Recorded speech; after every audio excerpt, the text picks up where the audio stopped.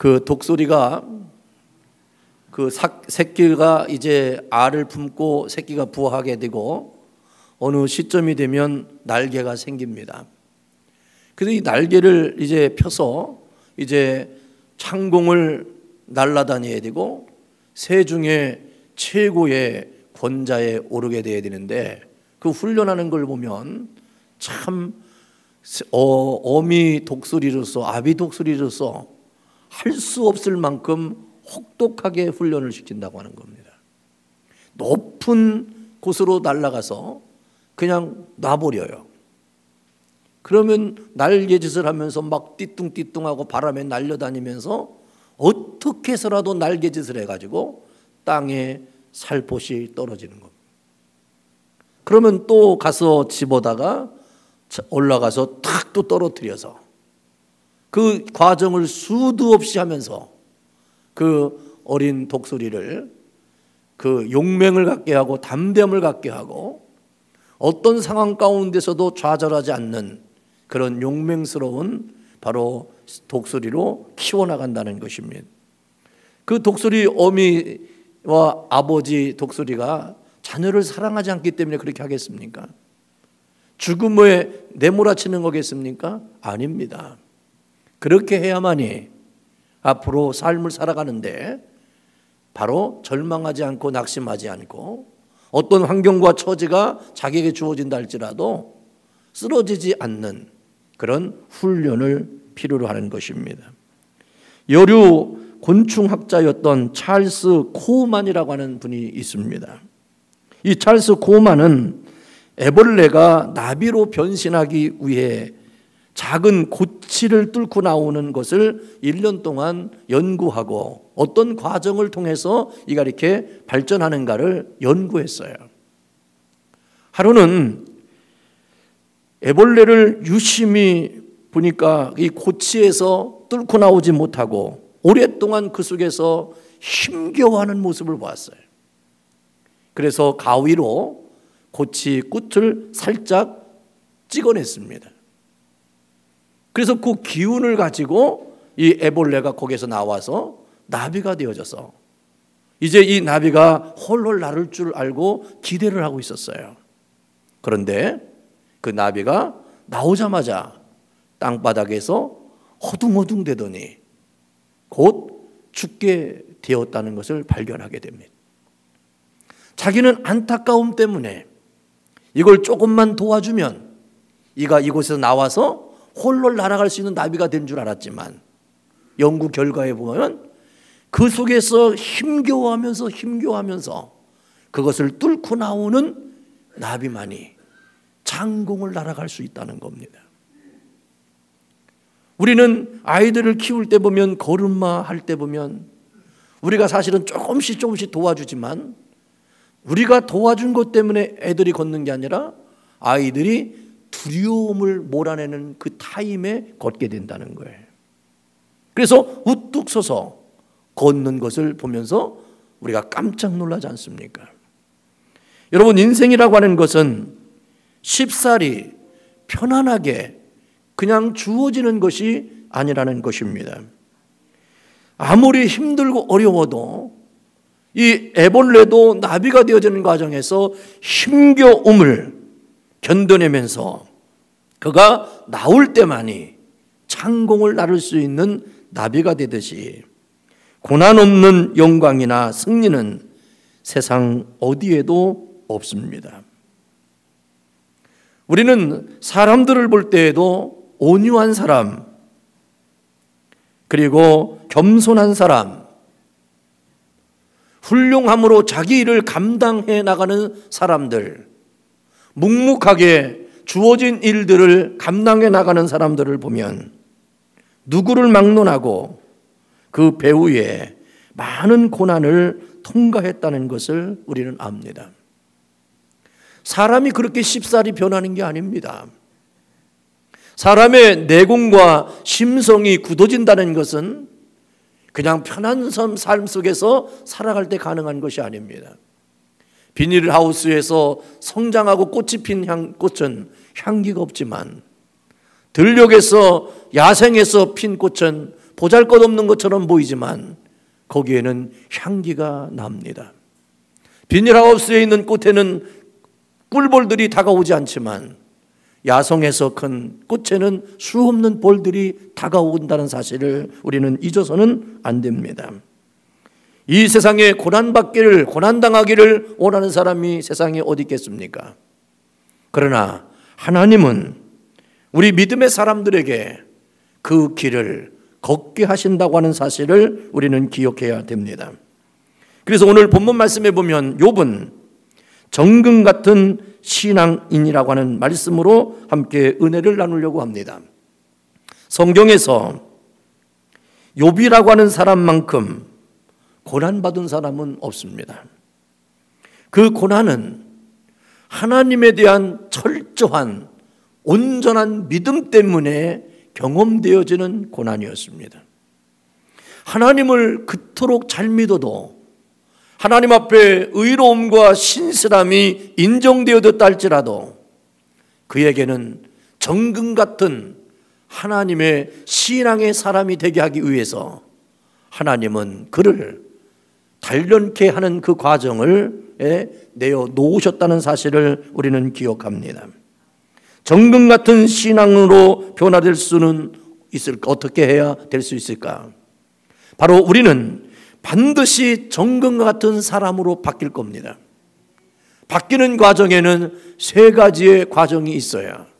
세 가지의 믿음이 있어요.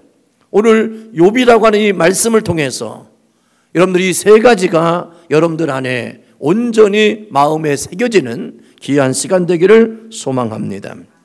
첫 번째로 욥은 어떤 고난에도 하나님의 인도하심을 끝까지 믿었습니다. 하나님의 인도하심을 믿는 거예요. 우리는 좋은 일, 잘 되는 일, 형통하는 일, 생각과 계획대로 되어지는 일들로 하나님의 인도하심만을 고백하는 익숙함이 있어요. 그러나 욥은 어떤 고난도 하나님의 인도하심이라고 하는 것에 대한 마음의 요동함이 없었습니다. 오늘 10절에 보면 그러나 내가 가는 길을 그분이 아시나니 그분께서 나를 단련하신 뒤에는 내가 정금같이 나오리라고 말씀합니다. 욥은 고난 속에서도 내가 가는 길을 주님께서 다 알고 계신다고 믿었어요. 내 인생의 주관자와 내 인생의 모든 것들을 계획하시고 이루실 분이 하나님이시라고 하는 것을 그는 믿었어요. 우리가 고난당하면 무슨 생각을 합니까? 첫 번째로 우리는 고난당하면 이런 생각을 하게 될 겁니다. 우리는 고난이 오면 원망하는 마음이 없어야 될 텐데 갑자기 이런 생각이 들어와요. 내가 무슨 잘못을 했는가? 왜 나에게 이런 고난을 주시는가? 이 고난을 언제까지 견뎌야만 되는가? 라는 원망은 하지 않지만 내 마음에 요동함이 있다는 겁니다. 갈등함이 있다는 겁니다. 그래서 복음성가 중에 이런 찬송이 있습니다.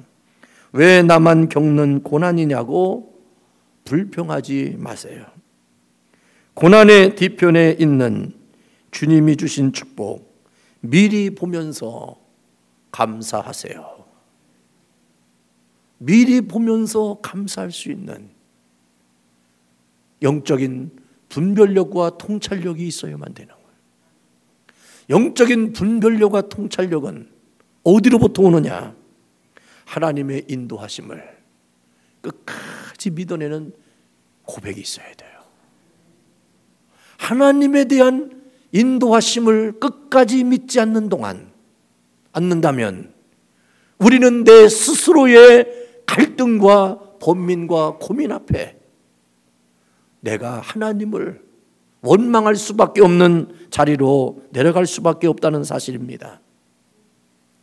그리고 이 고난을 통해서 하나님의 섭리하심을 보아야 된다는 겁니다. 요한복음 9장 1절로 3절에 보면 예수님께서 제자들과 함께 길을 가게 됩니다.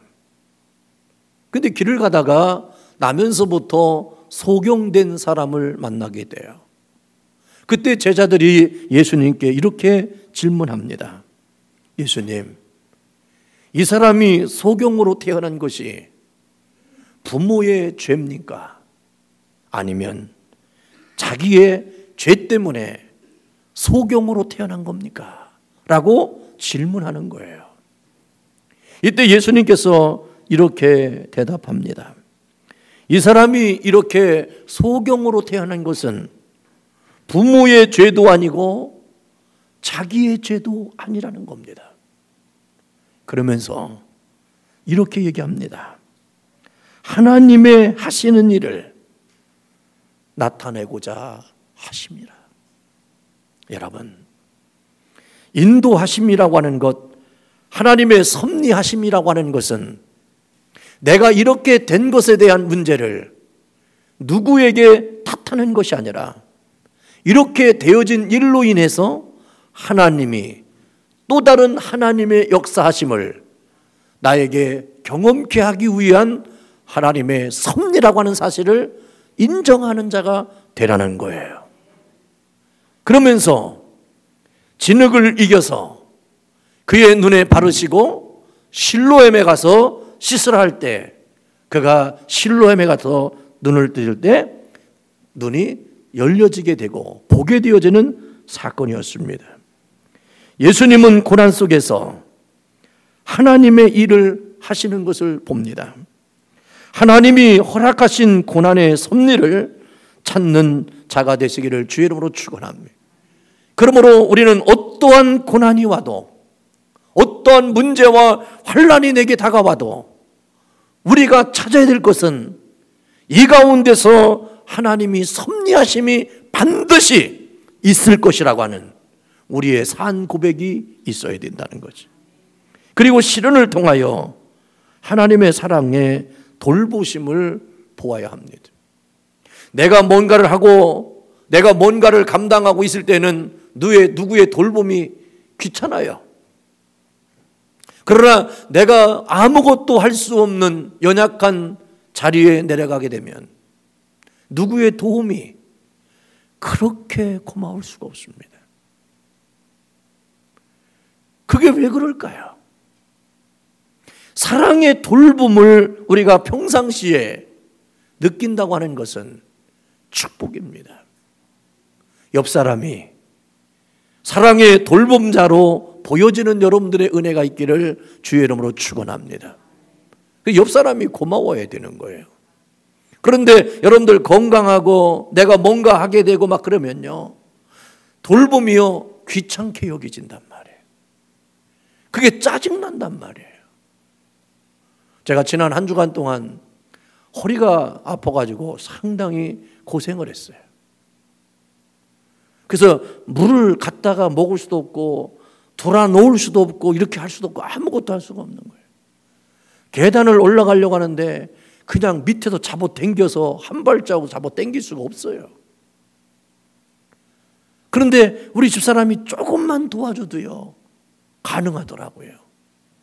그리고 물 갖다 주는데요 얼마나 고마운지 몰라요. 물을 갖다 주는데 빨대까지 갖다 줘야 돼요. 빨대로 빨아 먹어야 돼요. 왜? 그렇게 돌려서 못 먹겠어요. 근데 얼마나 고마운지 이 시간에 고백합니다. 한 주간 동안 고마웠습니다. 또 어떤 분들은 또 목사님 그러니까 아프지 마시라고 하면서 본인이 귀하게 여겼던 모두 주시고 모두 주셔서 그냥 아프니까 그냥 막 주워 먹었습니다. 목사는 아파도 토요일까지만 아파야 돼요. 그래서 오늘 거뜬하게 이렇게 서 있습니다. 감사하잖아요. 사랑의 돌봄. 그러니까 우리가 평상시에 늘 이런 마음으로 있다고 한다면 얼마나 감사하겠습니까? 요셉의 고난은 살펴보면요, 요셉의 일생을 우리가 보면 얼마나 많은 그가 실현을 당했는지 모릅니다. 형제들로 죽임을 당하는 실현을 당했습니다. 다른 사람 타인에게 죽임의 위협을 받았다고 하면 그럴 수 있다고 생각하겠죠. 그런데 자기 형제들입니다. 형제들이 자기를 죽이려고 했어요. 구덩이를 파서 그곳에 나를 집어넣고 나를 묻어버리려고 했습니다. 여러분 한번 생각해 보세요. 얼마나 시련입니까? 그거로 끝나지 않고 바로 애굽의 종으로 팔려가는 신세가 됐어요. 자기가 동전 몇 잎에 팔려가는 존재감이 된 겁니다. 이제는 자기는 자기의 존재 가치가 아니라 사람들이 매겨주는 돈에 자기의 인생이 결정되는 겁니다. 얼마나 많은 시련입니까? 자존심과 자존감이 다 무너지는 거예요. 돈 앞에. 그래서 어떤 분은 이런 얘기를 해요. 절대로 사람이 세 가지 앞에 쓰지 말아야 되는데 첫 번째는 돈 앞에 내가 평가되는 자리에 쓰지 말라는 겁니다. 두 번째는 무력 앞에 쓰지 말라는 겁니다. 절대적인 자기적 권위를 가지고 무력으로 나를 대하는 자 앞에 쓰지 말라는 거예요. 세 번째는 돈과 무력과 그다음에 마지막에는요, 권력 앞에 쓰지 말라는 겁니다. 여러분들의 존재는 어떤 권위와 권세와 가짐 앞에 여러분들이 서서 평가되어지는 존재가 아니라는 거예요. 근데 사람들은 이 세 가지를 다 좋아해요. 좋아하는 이유가 뭡니까? 내 앞에 사람들을 굴복시키려고. 하나님께서 우리에게 주신 것은, 그런 고난을 주신 것은 돌보고 살리고 귀한 일을 감당하라고 한 것인데, 우리 내면에 사람들을 굴종시키고 굴복하기 위해서 내가 그렇게 되어지기를 원한다면 하나님은 그래서 이 세 가지를 다 허락하지 않습니다.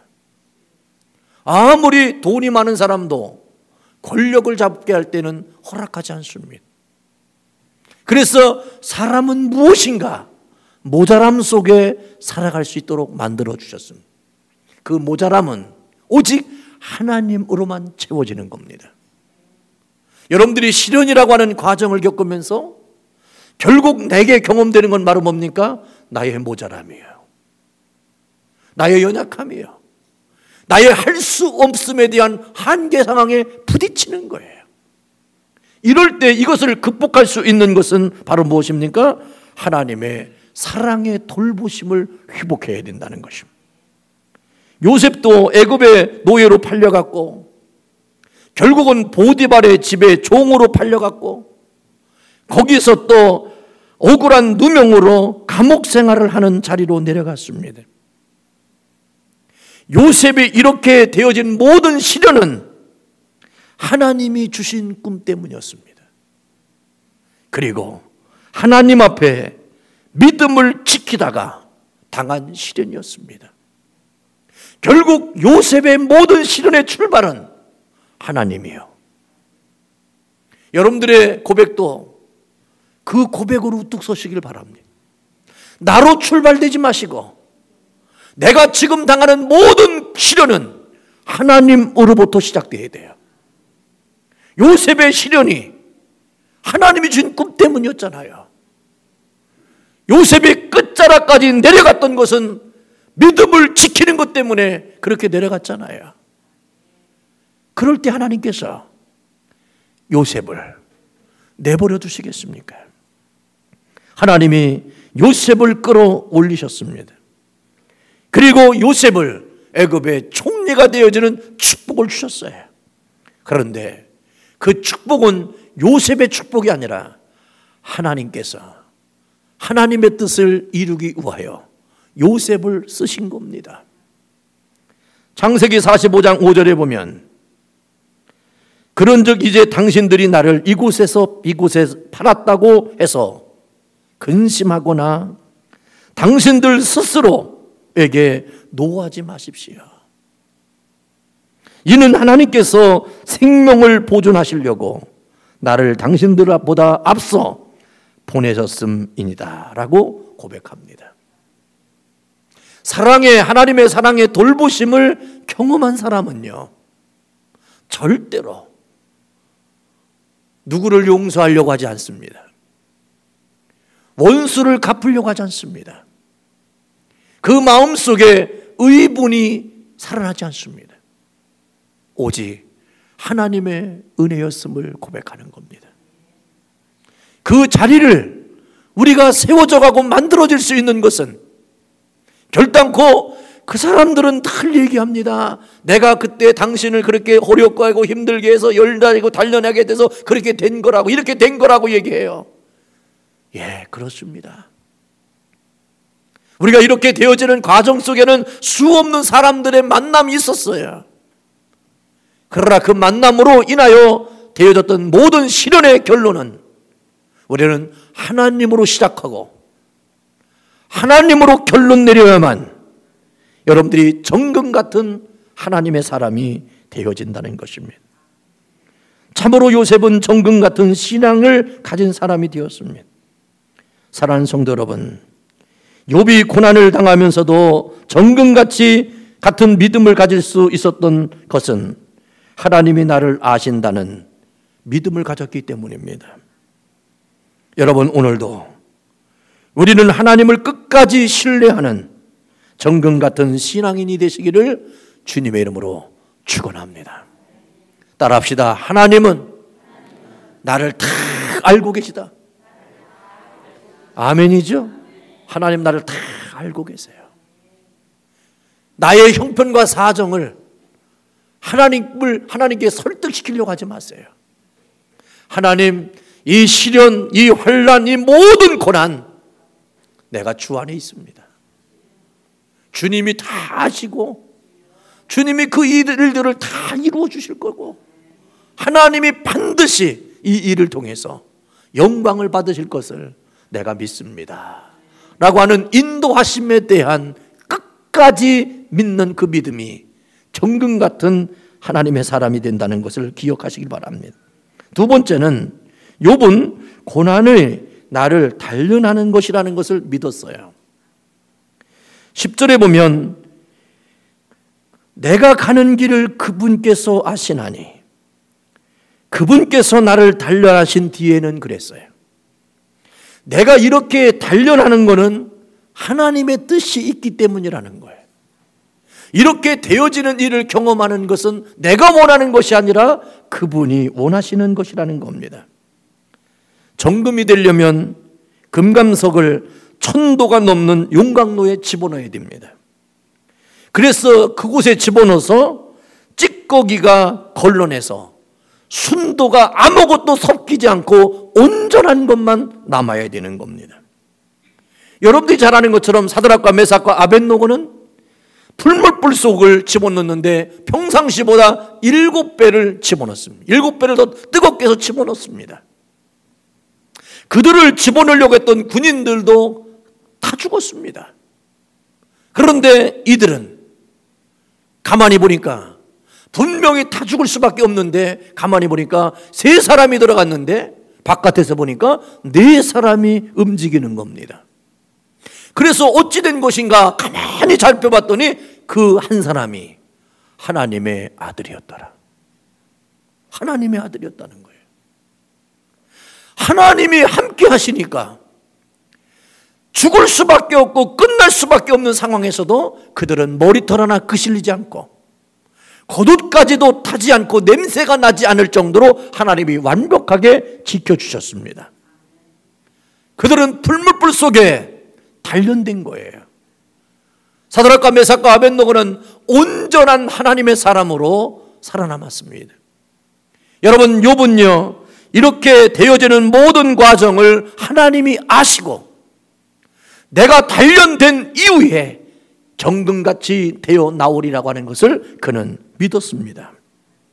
여러분, 우리의 끝이 아닙니다. 사람들이 얘기하는 끝이 아닙니다.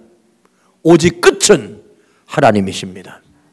이것을 믿는 사람이 될 때에 정금 같은 믿음의 사람이 된다는 것입니다. 욥의 고난은 어떤 것이었습니까? 먼저 욥은 진실로 의인이었습니다. 욥기서 2장 3절에 보면 하나님이 이렇게 인정합니다. 여호와께서 사단에게 이르시되 네가 내 종 욥을 유의하여 보았느냐? 그와 같이 순전하고 정직하여 하나님을 경외하며 악에서 떠난 자가 세상에 없느니라.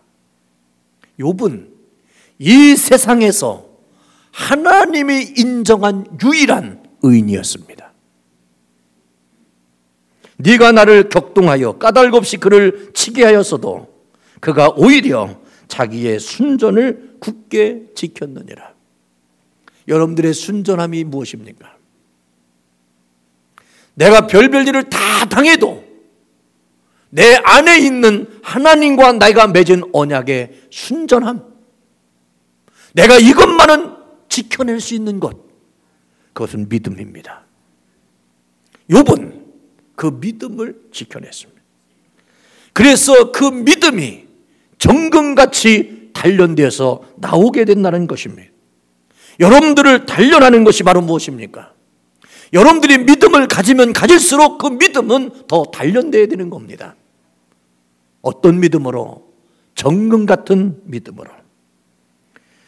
하나님도 그를 인정하면서 욥이 당한 고난은 어떤 것이었냐면 하나님이 그토록 믿지 않는 사람이나 믿는 사람이 욥에게 베풀어줬던 모든 재물의 축복을 하나님이 싹 걷어가셨어요. 그리고 10명의 자녀들이 있었는데 그 자녀들이 집이 무너지면서 한순간에 다 죽임을 당했습니다. 그리고 자신은 건강을 잃어버렸습니다. 그리고 가까운 친구들이 다 떠났어요. 그리고 아내마저도 그 마음을 헤아리지 못하고 격동케 하는 사건이 있었습니다. 욥기서 2장 9절에 보면 하나님이 욥에게 하는 일을 보면서 그리고 욥이 하나님께 순전함을 지키기 위해서 몸부림치는 그 모습을 보면서 욥의 아내는 이런 말을 했습니다. 하나님을 저주하고 죽으라고. 얼마나 욥의 아내가 욥이 당하고 있는 그 일, 그리고 자기가 당하고 있었던 그 일들의 아픔을 생각하면서 얼마나 마음이 아팠으면 하나님을 저주하고 죽으라고 할 만큼 욥의 아내가 그 마음에 상함이 있었겠습니까?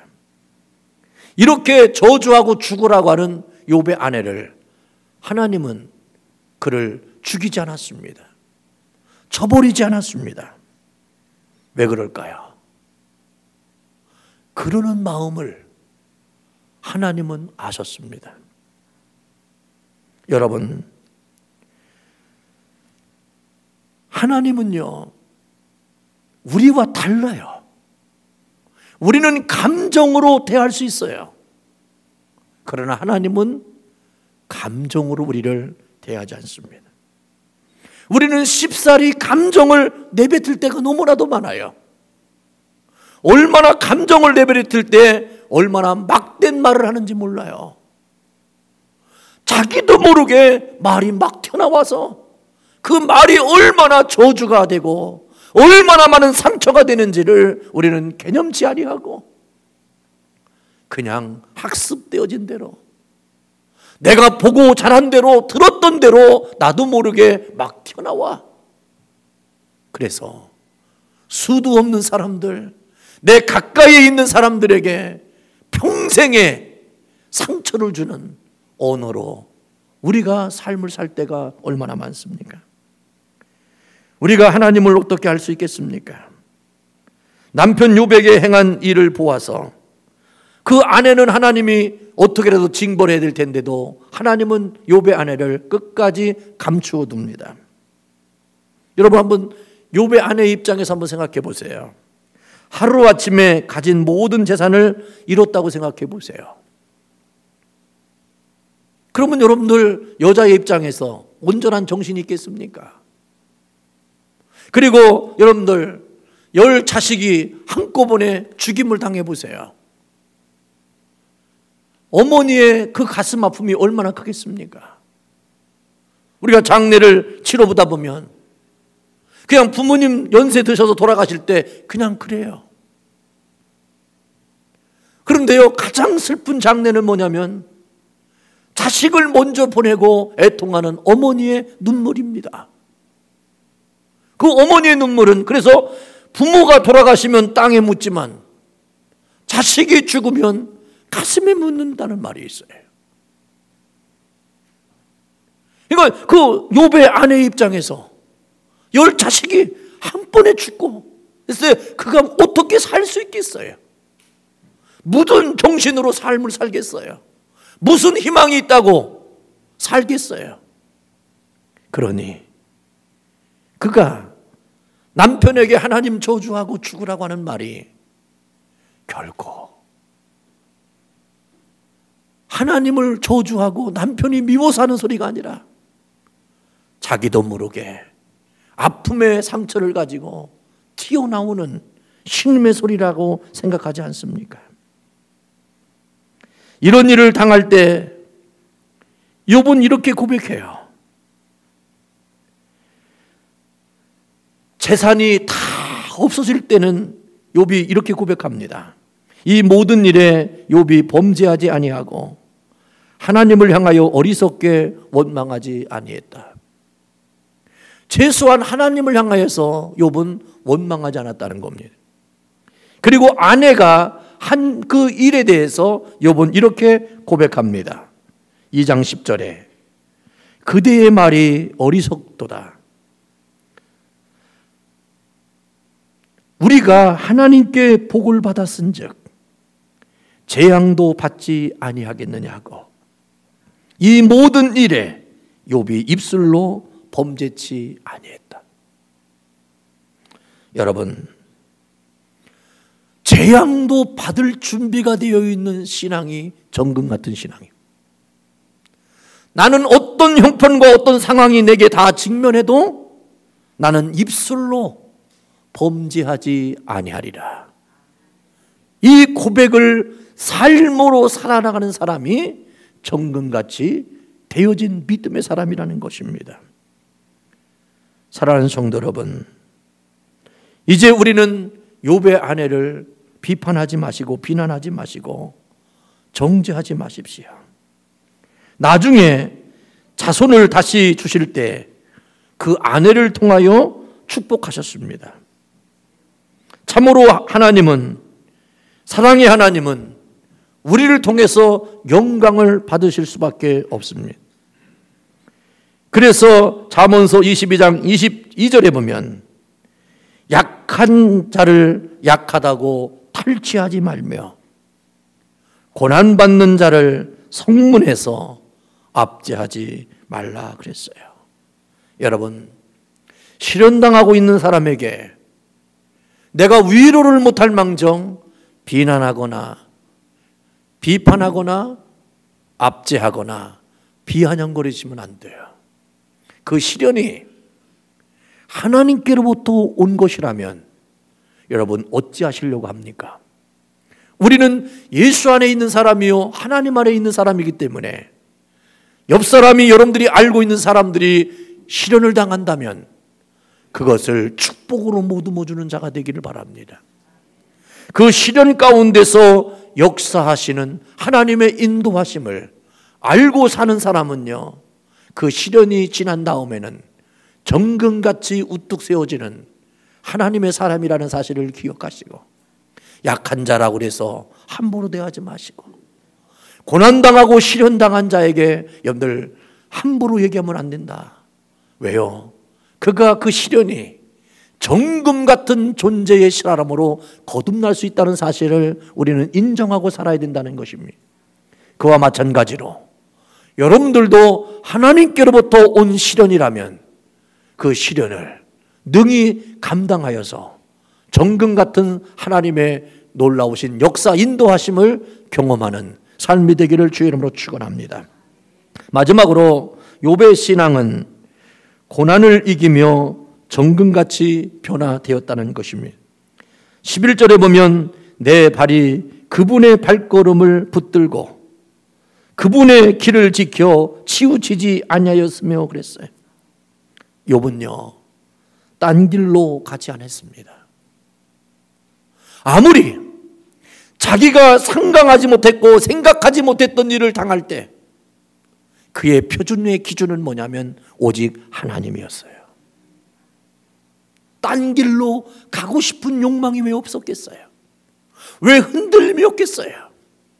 그러나 욥은요, 오직 한 가지였어요. 내가 하나님 안에서 쇼부를 보리라. 내가 자리를 옮긴다고 해서 해결되는 게 아니라 내가 이 자리에서 세워지게 되리라. 하나님이 그렇게 만들어갈 것인가에 대한 확실함이 있었어요. 그리고 12절을 보십시오. 내가 그분의 입술의 명령을 해서 어기지 아니하고 일정한 음식보다 그의 입의 말씀을 귀히 여겼다 그랬어요. 자기가 먹고 살아야 될 음식보다도요, 하나님의 말씀을 더 귀히 여겼다고 얘기하고 있어요. 여러분, 얼마나 위대한 겁니까? 말씀을 귀하게 여기는 사람, 말씀을 믿고 살아가는 자에게 하나님은 반드시 말씀에 보응해 주실 거예요. 그래서 나와 맺은 언약 영불변하시니 그 나라 가기까지 늘 지켜주실 것을 믿는 자가 되시기를 주의 이름으로 축원합니다. 그래서 14절에 보면 이렇게 되어 있습니다. 그런즉 내게 작정하신 것을 이루실 것이라. 이런 일이 그에게 많이 있느니라. 나에게 작정하신 것을 이루실 것이다. 여러분, 반드시 하나님이 이루실 일이 있기 때문에 오늘도 여러분들에게 남다른 일들을 경험하게 하신다는 사실을 인정하십시오. 나를 사랑하시는 하나님을 끝까지 신뢰하십시오. 내가 연약할수록 하나님은 더 귀하게 여기시고 높은 보좌에서 나를 지키시고 보호하신다는 사실을 잊어서는 안 됩니다. 내가 연약해질수록 사랑의 돌봄이 크게 느껴지는 것처럼 여러분들이 힘들고 어려운 일을 경험하면 경험할수록 하나님의 그 크신 사랑이 더 가까이에 느껴져서 내가 이것을 이길 수 있는 것은 내가 이기는 것이 아니라 이김을 주시는 하나님의 은혜가 임해야 되는 거예요. 그래서 내가 정금같이 나오리라는 겁니다. 욥은 갑절에 축복을 받았습니다. 욥기서 42장에 보면 놀랍도록 하나님이 축복하셨는데 이와 같이 주께서 욥의 마지막 끝부분을 처음보다 더 복되게 하셨고 갑절로 주셨다고 그랬어요. 건강을 회복시켜 주셨습니다. 재산을 갑절로 주셨습니다. 인간관계가 다 회복되게 했습니다. 그리고 자녀와 장수의 축복을 주셨는데 욥기서 42장 15절로 16절에 보면 전국 중에 욥의 딸들처럼 아립다운 여자가 없었더라. 그 아비가 그들에게 그 오라비처럼 산업을 주었더니 그랬어요. 옛날에는 딸들에게 기업을 주지 않았어요. 옛날에도 한국에는요, 딸들은요 출가 외인이라고 그래가지고 상속권이 없었어요. 지금은 상속권이 있지만, 근데 성경에 보니까요 욥은요 딸들에게 상속권을 주었어요. 왜? 얼마나 귀한 자녀로 하나님이 주신 것을 인정하기 때문에. 그러니까 하나님이 허락하신 것, 하나님이 나에게 하신 것을 기억하면 내가 못할 것이 무엇이가 있겠어요. 그러므로 우리는 모든 사람들을 하나님이 허락하신 존재로 인정해야 돼요. 내가 선택한 거로 인정하면 안 돼요. 하나님이 허락하신 것으로. 그리고 그 후에 욥이 140년을 살며 아들과 손자 4대를 보았다 그랬어요. 여러분, 얼마나 대단한 겁니까? 그 이후에 갑절의 축복을 받은 다음에 140년을 더 살았고 4대를 보았다니까. 그게 뭐예요? 10명의 자식이 다 죽은 다음에 갑절의 축복을 받으면 다시 자녀가 난 거 아니에요. 근데 4대를 보는 축복을 주셨다니까. 시편 50편 15절에 보면 환난 날에 나를 부르라. 내가 너를 건지리니 네가 나를 영화롭게 하리라. 여러분, 우리는 이제 여러 가지 일들을 경험할 때마다, 힘든 일을 경험할 때마다, 생각과 계획과 다른 일이 이루어질 때마다 내가 환난이라고 생각하고 고난이라고 생각하고 시련이라고 생각하는 시점이 있을 때마다 다른 거 하려고 하지 마시고요. 실망하고 염려하고 걱정하고 두려워하고 낙심하는 것보다 차라리 내가 하나님을 부르는 자가 되기를 바랍니다. 그러면 하나님이요, 하나님을 부르는 자를 어떻게 한다 그랬어요?